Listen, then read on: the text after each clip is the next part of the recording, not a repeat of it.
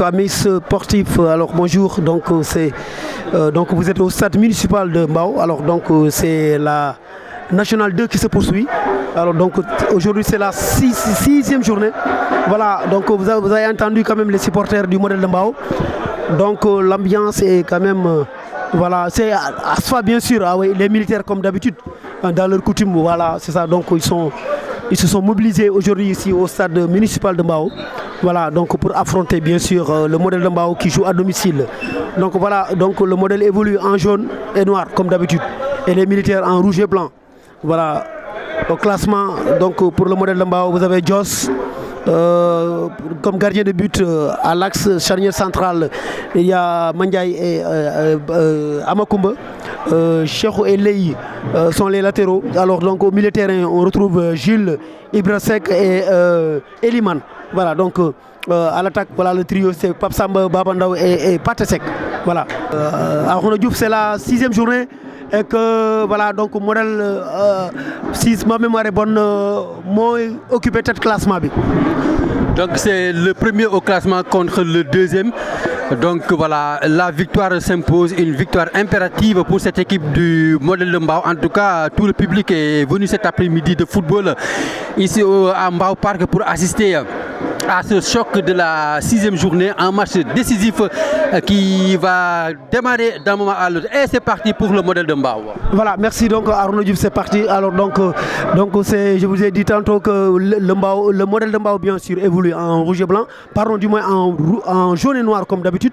Voilà, les militaires voilà donc évoluent en rouge et blanc. Voilà, faute pour voilà de Patesek. À domicile, moi li ñu doon wax rek te xale yi yaakaar naa ñu ngi ci dynamique boobu. Suñu dëkk ñu jéem a fexe daal ba def le plein de points. En tout cas fii amul match nul, amul défaite. Ici la consigne, le maître mot, c'est la gagne, la victoire, les 3 points. Et yaakaar naa tey jii dynamique bu ñu nekkee tey jii ak joueurs yi ful bi ñu wane ci championnat ak coupe du Sénégal loolu yaakaar na mën na cee am. Voilà, bu la fekk ci terrain da nga war a implimer dès l'entame du match rythme boo xam te du ko mën a antan. C'est vrai que militaires yi comme à leur habitude ñoom yàgg nañ bu ñu ñëw ci stade bi indi seen i ko fanfare indi seen ko supporters yi ñu leen di gunge waaye nag nañ wane ful jom xam ne fii ci stade la et puis ñu jéem a fexe daal ba gagner match bi. Voilà, donc ce modèle de Mbao ñoo di manœuvrer noonu nag bala pour modèle de Mbao. Voilà, donc ce sera récupéré par l'ASFA, récupéré encore une fois par le modèle de Mbao. Voilà, donc perdu, voilà, ballon militaire. Alors qu'est-ce qu'ils vont faire? Voilà, ils relancent son coéquipier, attention, la balle, il essaie de regarder, voilà, il est trébuché, voilà, touche. Les années 80, ñëpp xam nañu maanaam premier rang la doon occupé fii ci Sénégal ba tey jii ñu toll national 2 tey n'ont pas lâché militaires yi loolu mooy seen kii on nous tue mais on nous déshonore pas. Donc voilà, donc fépp fu ñu mën a nekk dañuy wane seen couleur. Voilà, donc c'est ça ñu wane ne ñoom ñi ngi noonu ñoom gaf la ñu xam mais lépp loo gis ci dëggantaan lañ koy jàpp. Alors voilà, donc ballon voilà, c'est pour Pape Samba, il perd le ballon ne sort pas, attention, ballon c'est Lei qui met le pied, attention, ça joue comme un billard, attention, récupération, Cheikhou c'est pas mal, ah Patesek, qu'est-ce qu'il va faire? Il n'a pas de soutien, Patesek il retrouve Cheikhou, bonne balle, la balle n'est pas sortie. Ibra qu'est-ce qu'il va faire? Ibra attention, Ibra voilà, qui efface Ibra, Jules à Patesek, Patesek contrôle, Jules, ah là là, hein, il faut se concentrer Jules, hein. Voilà, ballon c'est pas sorti, Cheikhou, ouais, la balle est sortie. Voilà, donc voilà. De savoir manier la balle pour essayer de sortir de bons ballons et pourvoir nos attaquants pour libérer cette équipe du modèle de Mbao. Parce que voilà, on l'a vu, gis nañ ko sentu nañ ko mooy modèle de à ce moment lu mu indi tey jii c'est un football, ce sera assez rugueux, technique ak rigueur la ñuy indi ci match bi. Donc c'est à nous aussi ñu exploiter suñu milieu yi nga xam ne ñoom dañoo technique pour jox ak suñu attaquants yi de bonnes balles pour ñu jéem a ubbi score bi ci lu gaaw. Voilà, Aruna lu ko wax dëgg la parce que football lu ñu xam ci militaire yi powum góor nu ñu koy waxee day dëgër ñoom physique bi lañ lay teg parce que dañ naan bu nooyee rek loolu du powum góor. Alors donc c'est à nous aussi vraiment, c'est vrai que ñun le modèle ils ont tendance à rentrer tardivement dans un match te loolu nag il faut falloir bañ leen mënee wala ñu xam ne ñu ngi ci difficulté ñu soog a teg bal bi football. Je pense que loolu moom yëpp collectif bi ñun loolu moom dañ ko war a kii maanaam possession bi à domicile loolu il nous faut avoir à faire peut-être quand même 5 10 15 20 passes normalement sur son zone loolu il faut que modèle xam ko c'est un jeu à toi à moi il faut que parfois ñuy libéré wu di football correctement ñu bàyyi yenn pression yi ñu kii man j'ai l'impression que modèle souvent bu ñu nekkee extérieur la ñuy gën a dëgg bal bi football donc à domicile il faut que ñu jàng loolu parfois xam nga pression bi la xaw ma mais il faut que ñu xam ne aussi football la donc noo mën a jouer extérieur tamit noonu nga mën a jouer kii parce que vraiment c'est un groupe bi nga xamante ni vraiment yàgg nañ football ensemble alors donc je pense que tey jii mën nañ def 4 ans ensemble ñoom tey vraiment c'est vrai comme d'habitude chaque fois Moussa Top mi ngi ci banc bi alors donc ça d'habitude bon c'est vrai que gis nañ ko Bazou il est malade paraît-il bon il n'en fait pas partie Mané également est blessé alors donc je pense que c'est important ay joueurs comme Moussa Top c'est vrai que depuis 2 matchs là 2 buts c'est important pour lui et que vraiment c'est un joueur aussi qui est attendu au niveau de Mbao alors donc voilà mu wane boppam mais surtout dafa baax sax surtout voilà ando reprise de Baba Ndaw voilà mais finalement qui touche pas le ballon alors mais ça joue alors donc on joue à la 9e minute et que jusqu'à présent 7e minute pardon il n'y a pas d'occasion c'est Pape Samba qu'est-ce qu'il va faire il est dans les 18 mètres il y a rien corner voilà ouais et l'arbitre estime qu'il y a absolument rien Pape Samba n'a pas été touché voilà donc corner c'est de bonne pénétration des 1-2 comme ça je pense que ça va nous faire porter bonheur voilà ce sera une terre nos récupérations c'est un coup franc c'est une faute commise par l'attaquant du modèle de Mbao donc je pense que li Pape Samba def sànq dédoublement je pense que bu ñu ko defee ci biir défense ASFA waxuma la penalty waaye dañ dem ba ci biir camp yi lakk caax yi voilà donc je pense que mooy li ñu doon wax sànq ñun xëy na am nañ seen physique ñun am nañ suñu physique aussi duñ ko écarter mais aussi am na loo xam te moom lañ leen ëppale loolu gis naa ko mooy militaire ñun ñoo leen gën a tactique donc c'est à nous de mettre en avant loo xam te tey jii c'est un plus pour nous pour vraiment battre cette équipe de l'ASFA parce que je crois que voilà le modèle de Mbao peut le faire cette équipe est à notre portée. ñu leen wax rek tey mooy 6e journée bi nga xamante ni tey choc bi mooy diggante modèle de Mbao ak ASFA ku xam ASFA mooy militaires yi nga xamante ni c'est vrai joué nañu niveau yëpp fii ci Sénégal. année 80 bi mooy modèle Mbao tamit nekkee ci élite bi vraiment ñaari équipe bi sûrement laale nañu voilà donc 9e minute voilà donc ballon pour les militaires le numéro 7 qu'est-ce qu'il va faire il essaie de se débarrasser de son Vivazi voilà il le fait encore voilà et c'est récupéré par Cheikhou Pathé Seck Ibra contrôle bi sori na lool yaya bu ñu ñàkk ba dee voilà Madiaye Cheikhou Madiaye lan lay jéem a def ouverture waaw longue ouverture foofu la destination lay wala bel contrôle baax na lay bali da nga koy contrôler lii moom kenn wala ci fekk yow kese la woon venir encore te li ma yàgg wax président la ñoom Banadien ak Adjuma nee naa yëf yi du xaalis mais dee leen jege gars yi même bu fekkee da leen di neexal yëf yi passe rek la waaw fii ñun ñëpp lu ñuy def nii dañuy joxe suñu contribution mais il faut que gars yi xam ne tamit aussi lan dal lu ñuy xam nga ne ko teel ci lii am nga jaaraama dafa am solo ñu bàyyi ñi nga xamante ne ñu commencé nañu lu rafet ñuy frustré wu donc loolu defe naa rafetul daal Arouna. c'est une question de motivation donc voilà ni nga ko waxee c'est exactement ça donc nañ jéem a fexe daal ba goney commune bi muy Kër Mbaye Fall muy Mbao yëpp amul benn xaaj ak seen ñëpp ñëw gis seen bopp ci modèle de Mbao ndax tey ji mooy suñu ndam mooy suñu titre moom la ñuy tiitaroo foo dem sa barabu liggéeykaay modèle de Mbao ngay tiitaroo donc voilà équipe bi nag li nga wax aussi lu am solo la ASFA mënul jóge fa la ñëw di indi ambiance suñu dëkk alors que ñun on est capable de le faire exemple bi ma lay jox rek mooy l'équipe de Mango zone Kër Mbaye Fall donc ñoom li ñuy def pourquoi pas aller vers ces gens-là les mobiliser je pense que ce serait une très bonne chose voilà ñu impliquer ñëpp mooy ay comités locaux dans chaque quartier pourquoi pas c'est des idées que nous émettons comme ça mais xam nañu ñoom xam naa ne am nañ xalaat boobu mais nañ dem fi ñu war a jaar ba équipe bi daal ñëpp sentir seen bopp c'est vrai que nit ñaa ngi ñëw stade mais des na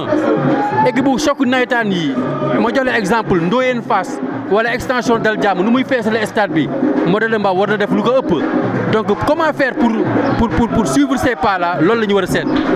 voilà loolu lu am solo la ba je pense que ba tey wax ci wax rek la des damay dégg souvent dirigeants yi di ko wax mais dafa mel ni demaguñu solo ñu seen daal ñu dem ba Mbao di mooy ba Manko wax ak supporters yi parce que bu ñu ko defee supporters yi dinañu ko wax naan ah gars yi ñëw nañ fi ba tax ci li ma jàpp donc lu am solo la il faut que ñu sol seen daal dem toog ak ñoom lu am solo la ñu wax ñu bu ñu waxee amaana dinañu mën a mobiliser wu ñëw fii ci stade bi supporter vraiment voilà donc 13 minutes de jeu et que c'est voilà il y a un jeu à terre. Voilà récupération Jules Mbassa Koyset, voilà ce sera une passe voilà pour le modèle de Mbao. Voilà, on essaie de construire.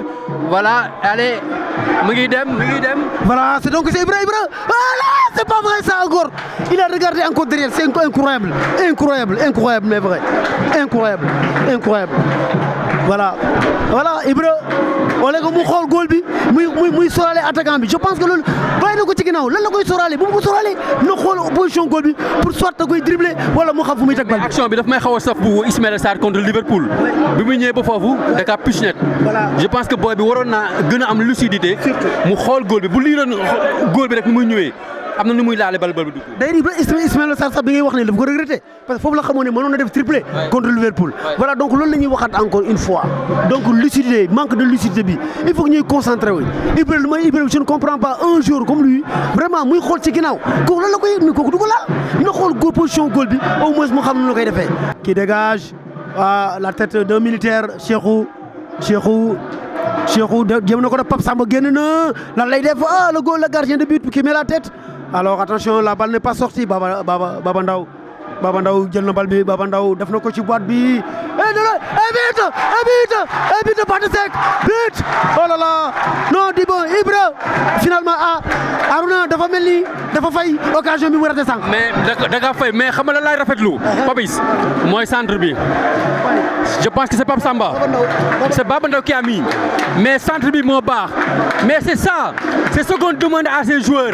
Concrétiser les occasions. Les rares occasions, il faut les concrétiser et montrer que nous sommes chez nous. Voilà, lii lañ xam ci modèle de Mbao. Sa adversaire direct, sa adversaire da nga ko war a wan ne fii yaa ko moom nga gagné ko.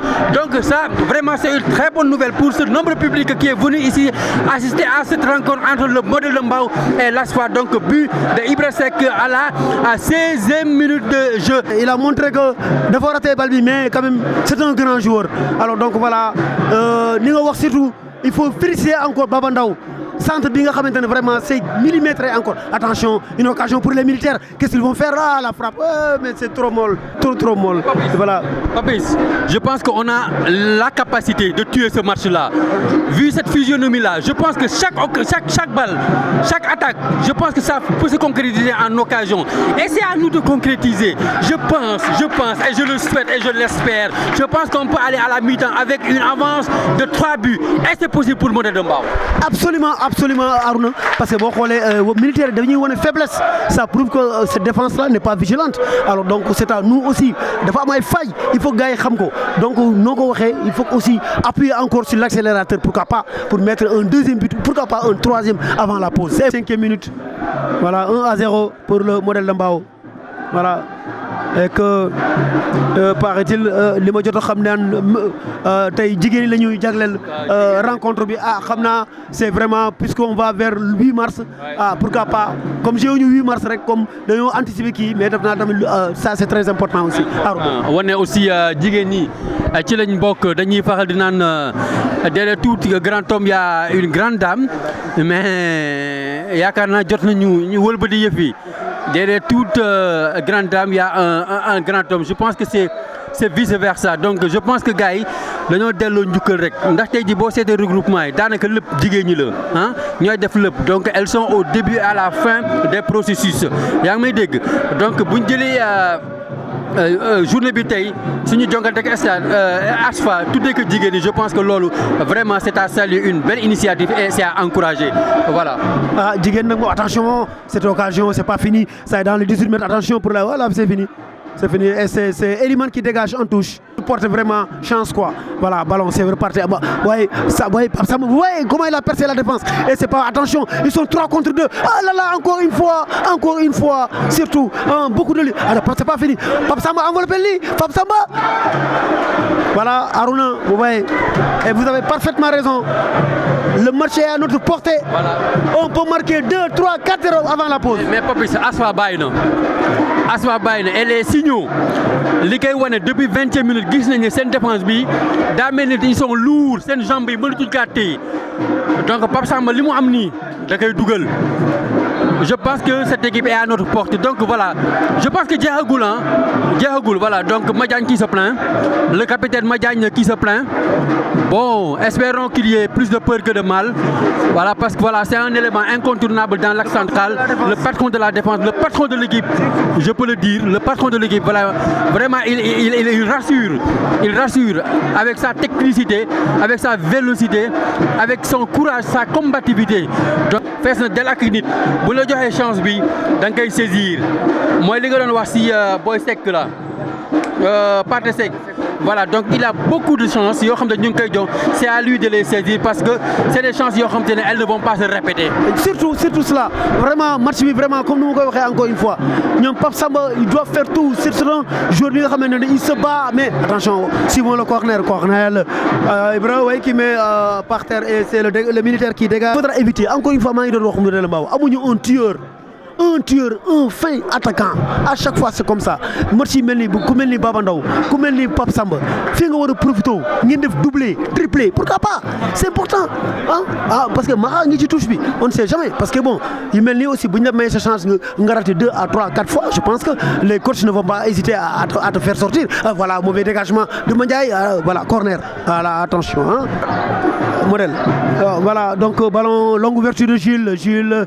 destination Pape Samba. Vous voyez qu'est-ce que le militaire fait? Pape Samba encore, Pape Samba, Pape Samba, mais Pape Samba, Baba Ndaw, Pape Samba, Baba Ndaw, le centre, Pape Samba, incroyable, c'est incroyable. Pape Samba, Pape Samba, vraiment,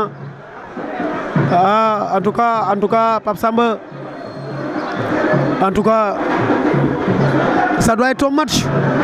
Je ne sais pas, oui, Mandiaye qui essaie quand même de surprendre le gardien. Oui, sans problème pour le gardien, bien sûr. Là, affaire yi xat na donc c'est am na ci banc bi ñoo xam ne bari nañ fii bu ñu duggoon tey jii dañuy jéem a saisir occasion yooyu ñu dugal ko mais bon je pense que voilà il va se rectifier ba voilà mu dugal ay buts comme moromam ni ñu koy defee bon mais wane na rek aussi ñun match bi comme ni ñu ko waxee c'est à notre portée donc ñu jéem a def daal ba gagner largement cette équipe de l'ASFA parce que c'est un championnat c'est un adversaire direct boo koy éliminer aussi bu ko dóor sax ay 1-0 2-0 mais dóor ko 3-0 ndax au finish yëpp day compter donc puisque c'est un adversaire direct voilà le premier carton jaune de la rencontre c'est lui qui a écopé d'un carton jaune suite à un tacle assez dangereux sur le milieu de terrain de l'ASFA. Donc nous jouons la 34e minute donc plus que 11 minutes avant d'aller à la mi-temps. Les attaquants, ce sera un long dégagement voilà et une tête non voilà ça c'est pas bien il faut être vigilant dans l'axe du modèle de Mbaw. Djigo ak ñoom piliers ils ne seront pas contents de cette première période franchement nañu waxante dëgg ils seront pas contents même si on mène bien sûr au score parce que vraiment match bi tey jii dañ ko waroon a plier dès la première période waaw match bi plier nañ ko donc voilà donc lu ñuy raté moom tey vraiment est-ce que dinañ ko amaat attention parce que on ne sait jamais deuxième période bi moom ASFA mën na wonewaat beneen visage attention ballon Cheikhou qu'est-ce qu'il fait personne au marquage qui fait y a rien. Je t'avais dit tout à l'heure que est-ce que ASFA va présenter ce visage-là au match retour? Nous ne sommes pas encore là donc tey la ñu xam tey ñii ñoo leen man tey man ñu équipe yëpp ma gisagum ñu joué fii muy ISPA muy HLM Grand Yoff ba ASFA ñi nga xamante ñooy prétendant bien sûr pour dem national 1 mais je pense que fii modèle ñoom ñëpp modèle vraiment moo leen gën a kii franchement nañu waxante dëgg. expliquer un peu suñu mbokk téléspectateurs yi championnat national 2 bi 4 poules yi poule A B C D ku ci pays yaakaar naa pays sax ñooy qualifié dem national 1 léegi nag comment déterminer kuy jël championnat national Ligue 2 après ñoom 4 équipes yi premières yi dañuy def tournoi seen biir ak foofu la ñuy déterminer ana kan mooy champion national 2 mais ñun bëgg nañ doon champion national de loolu c'est un rêve mais l'essentiel aujourd'hui c'est que Mbao am équipe nationale 1. lu am solo la vraiment ñu ngi koy xaar vraiment moo tax des présidents comme Banadien ak ñoom kii Adjuma ñu ngi def lépp vraiment autour de cette équipe bien sûr di wane ay partenaires di tàllal ñëpp loxo tey jii jagleel nañu bés bi jigéen ñi lu am solo la vraiment pour ñëpp vraiment c'est une occasion aussi même jigéen ñi aussi bu ñu gisee tey ambiance bi voilà donc je pense que nous jouons la 45e minute et l'arbitre aussi ne va pas tarder bien sûr à renvoyer bien sûr les deux formations au vestiaire voilà donc il nous reste 2 minutes voilà de temps additionnel voilà 2 minutes de temps additionnel entre le modèle de Mbao. Voilà. Le score ne change pas depuis la 16e minute et c'est le modèle qui mène par 1-0, le but de Ibra Seck sur un centre de Baba Ndao. Enseignement bu ñu mën a defagum ci premier mi-temps bi mooy cette équipe de l'ASFA bi nga xam te ne daanaka 2 visages la wane ndax boo seetee les 15 premières minutes dafa ñëw indi rythme ak rigueur. léegi jamono bi nga xam te ne commencé na tegg tànkam tuuti ci le modèle de Mbao daal di dugal but yàlla def ñu am ay occasions yoo xam te ne c'était des occasions très franches yoo xam te ne suñu attaquants yi amuñu woon assez de lucidité pour les concrétiser donc muy match boo xam te ne souvent ñi nga xam te ñoo la doon rassurer muy ñi mel ni Pathé Seck bon c'est vrai doon na pêcher par facilité même défense bi voilà mais donc muy loo xam te tey yaa ngi koy wax peut-être encadrement technique bi dina wax ak booy ndax lii ñu gis nii peut-être du leen neex ndax match bi mën nañ ko tuer entre 2 à 3-0 avant la première mi-temps. C'est vrai Arouna man je m'attendais à un match physique parce que ku xam militaire yi man pour man fii tey kenn du nooyi dañuy dawloo booy mais vraiment tel n'est pas le cas man du ma ne xaw ma xanaa ñoom nii la ñuy jouer wala jàpp ñoom de mais nag vraiment ils ne nous ont pas inquiétés je veux dire voilà donc une occasion encore gis nga Pape Samba il avait tout le temps de contrôler. mu def benn petit filet donc encore une fois je pense que dafa mel ni moom daal nekkatul ci match bi mais match bi encore une fois on peut le laisser encore mu démarrer seconde période bi mais vraiment mu encore concentré waat pour que encore une fois nee naa la fu but tamit lu bëri ci flanc lay jógee moom tey moom il fallait que mu joxe but bien sûr mu nekk un passeur wala mu nekk un buteur parce que vraiment tey moom gis nañ bal yëpp ci moom la tourné attention Jules encore les passes de Jules voilà et voilà. C'est la mi-temps, c'est la pause ici au stade municipal de Mbao entre les militaires de l'ASFA et le modèle de Mbao 1-0 pour le modèle de Mbao un but de Ibra Seck à la 16e minute à tout de suite. mel ni jigéen ñi la ñu jagleel bés bi te vraiment mën naa wax semaine bi semaine u jigéen ñi ndax ñu ngi dem ni ci 8 mars te ku ne 8 mars rek nga xalaat bésu jigéen ñi te vraiment tey yéen a ngi ci stade bi fii faral ñu daan gis jigéen ñi trop ci stade mais tey jii ngeen mobiliser vraiment tey dafa mel ni am na lu mu la def tey. waaw parce que ñun ñu ngi nekk Mbao di fi nekk femme de développement def en même temps la politique ñu ngi si lépp daal ñu am nag suñuy doom di ñoom Bana di modèle de Mbao ñu jóg nag fi mu nekk nag pour taxaw nag jàppale équipe bi faf nag yem mook la comme que weer bi mooy weeru jigéen ñi ñu woowoon nu pour ñu ñëw tey jii invité nu pour ñu ñëw ci comme que tey jii le 2 mars la tombeek ñu ASFA di jouer ak ñoom ñu invité nu ñëw ci match bi waaw. ku jiital jigéen rek nga xamante ne jigéen wërsëgam la àndal tey jii ñu ngi nii Mbao mëne na gis ngeen tey stade bi nu mu maanaam ambiance bi am na fii alors bu ngeen jógee ci stade bi tey dafa mel ni même bu dul seen bés mais di ngeen am li ngeen di yóbbu pour vraiment motiver encore jigéenu gox yi pour vraiment pourquoi pas ñu jàppale équipe bi. waaw incha allah ci loolu la ñuy taxaw parce que daal gis nañ ne équipe bi ñi koy yor vraiment ñu ngi góorgóorlu ñu ngi def lu ñu mën mais ñun dinañu jóg dëkk bi dinañ jóg ba ñu xam ne jóg nañu te jigéen bu ne la jóg naa rek nga xam ne lépp dina sotti parce que am nañu yéene bi am nañu kii pour taxawul suñu équipe bu dëkk daal taxaw nañ ci te li ngeen gis tuuti si kanam di ngeen gis avancement yu bari daal waaw.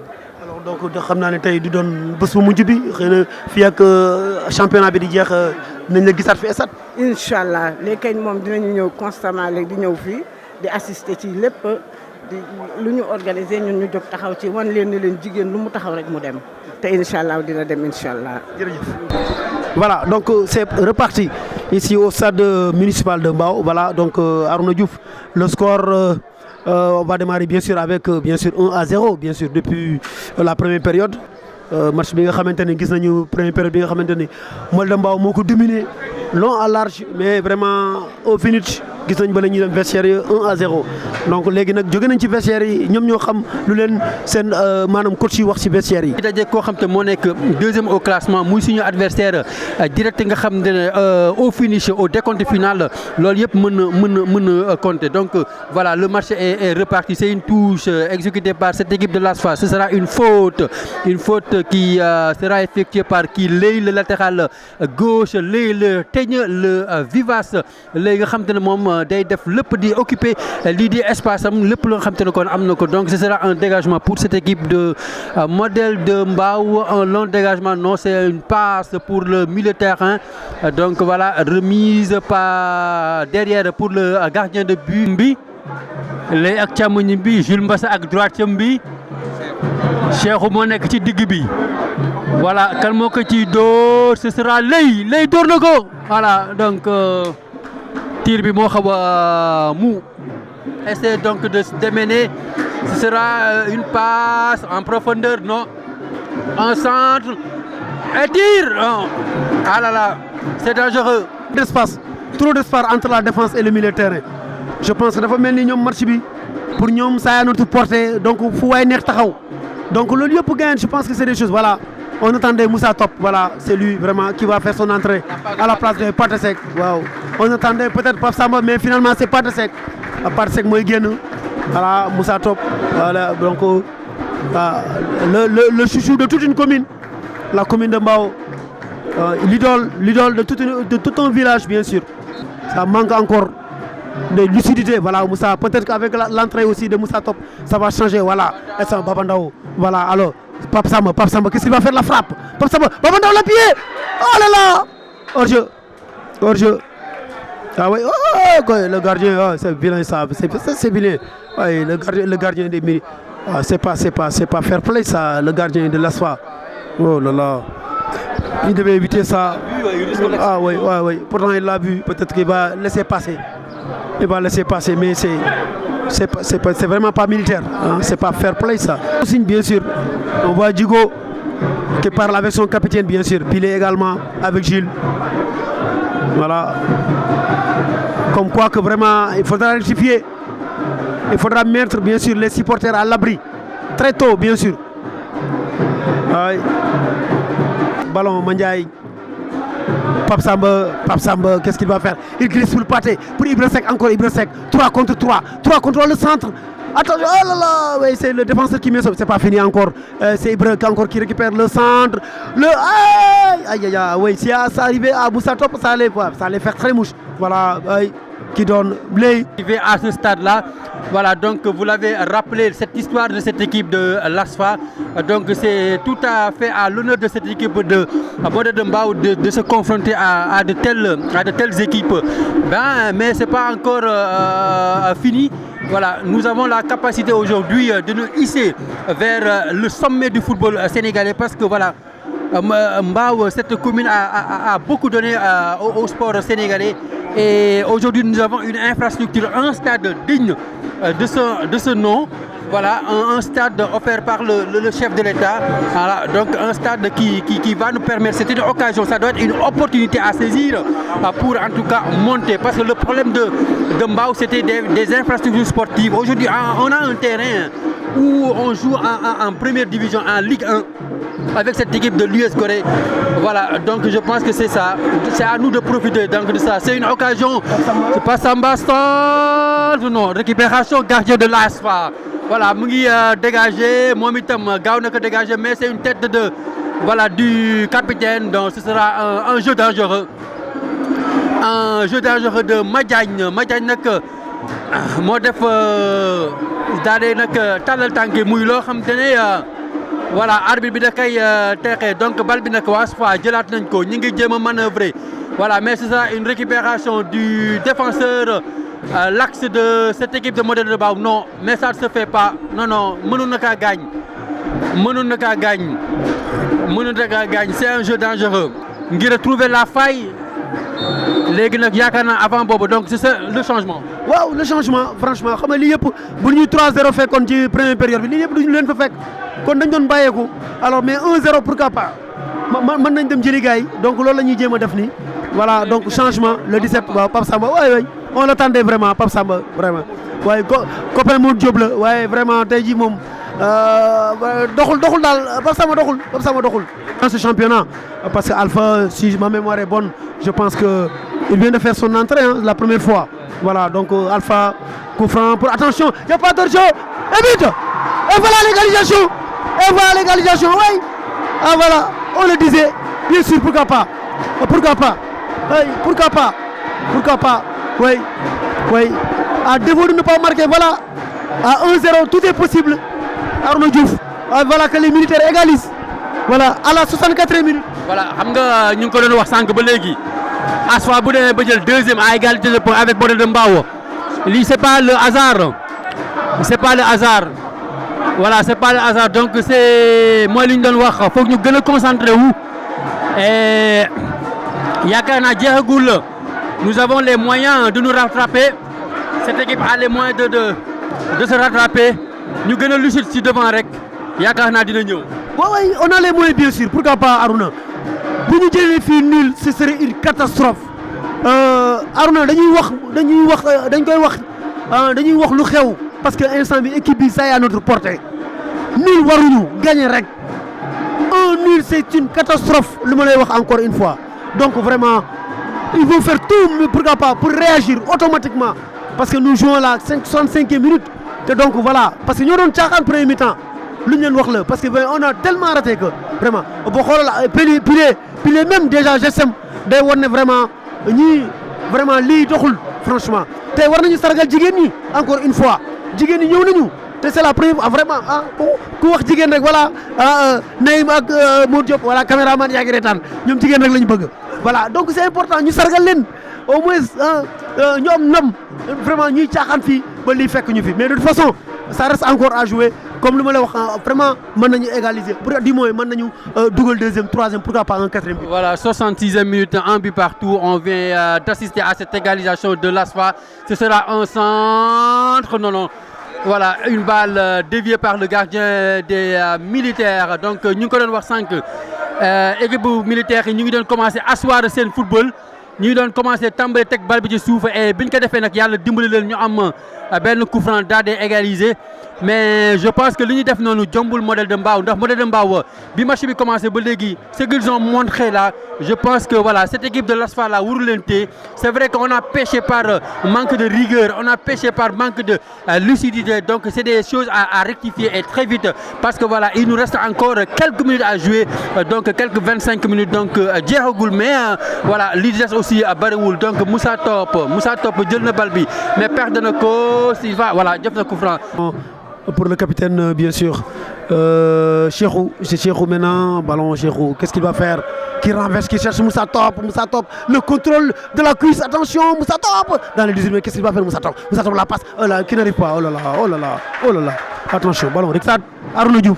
Voilà, tout est possible dans cette rencontre, on l'a vu avec une deuxième période qui a coïncidé avec le réveil des militaires de l'ASFA.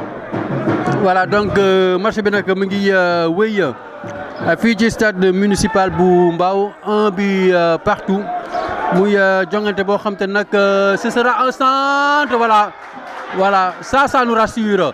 Puis reste attention Cheikhou qui renverse, ça sera destiné pour Moussa Top, le contrôle Moussa Top, le frappe, c'est pas cadré, elle n'est pas cadrée, la frappe de Moussa Top. Un partout entre le Modèle et l'ASFA. Attention, ballon, Baba Ndao, il est le premier, Baba Ndao qui glisse, oh là là, le petit filet, corner bien sûr.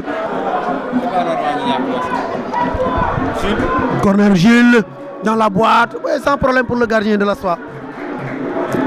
Ouais, qui met un drop, attention, mal dégagé, récupéré par Gilles, Alpha dans la boîte, la tête de qui? Ouais. Il y avait aussi le gardien qui avait bien sûr mis les bras. Ouais. Charge sur le sur. Pourquoi pas nous mettre la pression à l'adversaire, c'est important. Et Lamine Diop c'est un gagneur.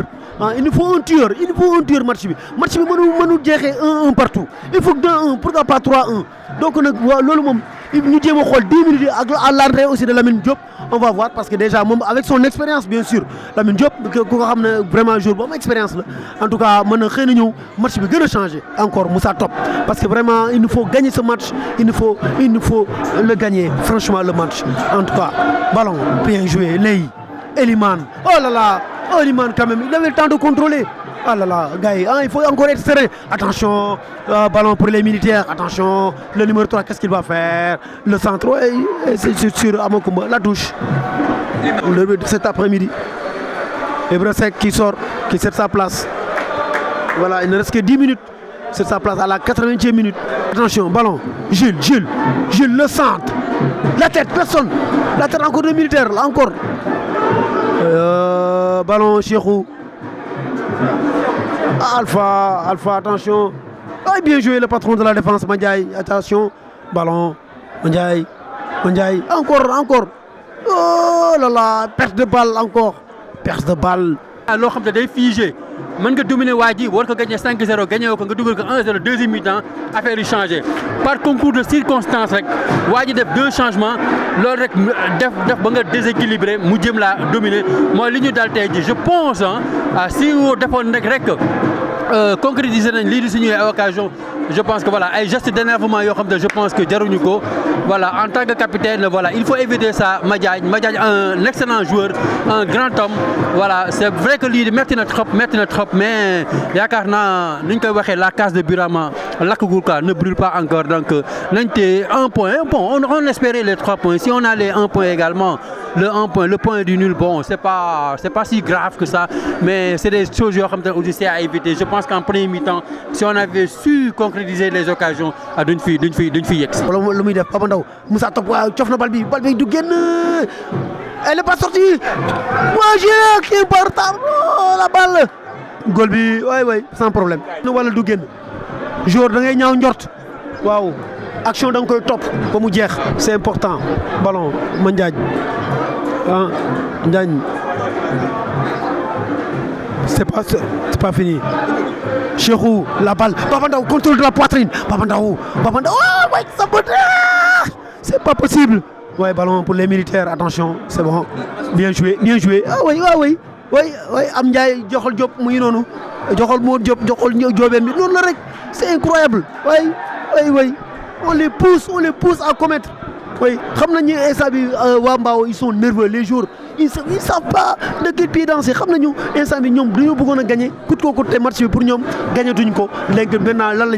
Nous pousser à commettre. Le costaud numéro 10, voilà, balle encore ni le one. Attends, la tête, numéro 10. Aïe, la tête, elle était cadrée. Voilà, corner, voilà le tir. La tête incroyable. Au-dessus de la barre. Attention, quelle tête. Là, les conséquences. Équipe beaucoup mané non le. Parce que le waxon nako fi. Est-ce que visage bi lañu won deuxième période. Voilà, donc wone na yor benen visage. Égaliser nañu. Voilà, tay mom ñi ngi ni c'est le moment de regret. Ouais, grosse déception ici au stade municipal de Mbao. Ouais, aujourd'hui vraiment un match vraiment avec nos charmantes dames qui ont été vraiment parrainées pour cette rencontre. Mais voilà, la tête, attention, c'est l'une des dernières balles. Mandiaye, qu'est-ce qu'il va faire? Ballon, Mandiaye, pousse, ouais, attention, très rapidement, Eliman, Moussa Top, la passe, Moussa Top, oui, Lamine Diop, contrôle orienté, oui, pourquoi pas? Qui? Oh là là, Gilles, oui, c'est pas mal, Moussa Top, hey, arbitre, touche, c'est fini, voilà, un partout ici au stade municipal de Mbao. Modèle Mbao 1, Asfa 1, voilà, donc un but de Ibrasek à la 16e minute. Et c'est les militaires qui égalisent en seconde période à la 64e minute. Voilà, mesdames et messieurs, c'était tout ici au stade municipal de Mbao. Voilà, on peut considérer et le dire, c'est 2 points de perdu pour cette équipe de Modèle de Mbao, vu la physionomie du match, surtout en première période. Mais bon, c'est un championnat, c'est un apprentissage qui se poursuit. Donc espérons que voilà, dans les prochaines sorties, cette équipe coachée aujourd'hui par Djigo et tout son staff vont essayer de tout faire pour rectifier certaines erreurs qui nous ont coûté ces 2 points. Mais bon, c'est un championnat, on est encore leader. voilà, on gère le championnat, essaie de s'imposer prochainement face à l'avenir de Dakar. Voilà, merci. C'était donc depuis le stade municipal de Mbao, Arnaud Diouf et Papis Diatta aux caméras. On avait Naïm et bien sûr Mamadou Diop. A tout de suite. Grosse déception quelque part. Vous avez une déception? Déception, bon, disons peut-être, c'est un match de football. Bon, puisqu'on n'a pas gagné quand même, c'est un match nul, on l'accepte, c'est le football. Bon, on avait la possibilité de gagner, mais de marquer des buts, mais malheureusement, les gosses ont raté beaucoup de ballons. Là. Selon vous, qu'est-ce qui n'a pas marché aujourd'hui? Bon, on peut dire peut-être manque de chance. Hein? Manque de chance, on a des occasions nettes, mais malheureusement, on ne l'a pas concrétisé. Et aujourd'hui, il y a beaucoup de nervosité encore, surtout côté joueur de Mbao, bien sûr. Ouais, c'est normal parce que tu sais que les gosses aiment la victoire. Ils veulent toujours gagner ici à Mbao. C'est ça le principal problème. Mais c'est un match de football. Le football, c'est une victoire ou bien un match nul ou bien une défaite. Comme ça, il faut oublier le match très rapidement. Sûr, on va oublier rapidement le match parce qu'il reste encore d'autres matchs. On est même pied d'égalité avec l'équipe Asfa. Ouais. Il y a d'autres matchs encore devant nous. Voilà. Merci coach. Merci. mënoon ngeen rey adversaire bi tey li ngeen yàq dafa bëri moo waral xanaa nervosité bi gis nañ ne yow muy Moussa waaw comme li nga ko waxee rek am nañ occasion teel a dugal amoon nañ occasion pour teel a rey match bi surtout en premier mi-temps pour après mu mën a yomb deuxième mi-temps mais xam nga dañu xaw a manqué réalisme peut-être tamit xam nga troisième match la en 8 jours xam nga gars yi dañoo xawoon a manqué tuuti ji tamit c'est normal tamit xam nga c'était un match important tamit crispation bi mën na si woonam ñàkk xam nga boo gisee gos yi dañ gis xamoon nañ ne war nañ ko rey premier mi-temps mais demeewul noonu mais sant yàlla parce que c'est un bon match nul tamit duñu accabler kenn parce que ba tey ñu ñoo ngi si kanam ak goal différence mooy un match ba tey c'est un bon match c'est un bon résultat mais xam ne jéem a defarwaat rek parce que match yi amuñ temps ay pour ay régler quoi. alors yow lu waral nervosité bi sa côté exactement. waaw peut-être xam naa tuuti fatigue mentale bi rek xam nga accumulation match yi tamit xam nga match tamit boo war a gagner match bu yomb trop say loxo xam nga mu échappé la nii xam nga loolu moo andi nervosité bi sûrement mais comme ni ma ko waxee sànq rek décédé nañu 8 match benn match phase aller ak 7 match retour xam nga gën a liggéey waat rek pour ba tey objectif bi ñoo ngi si xam nga waaw. mooy monté waaw.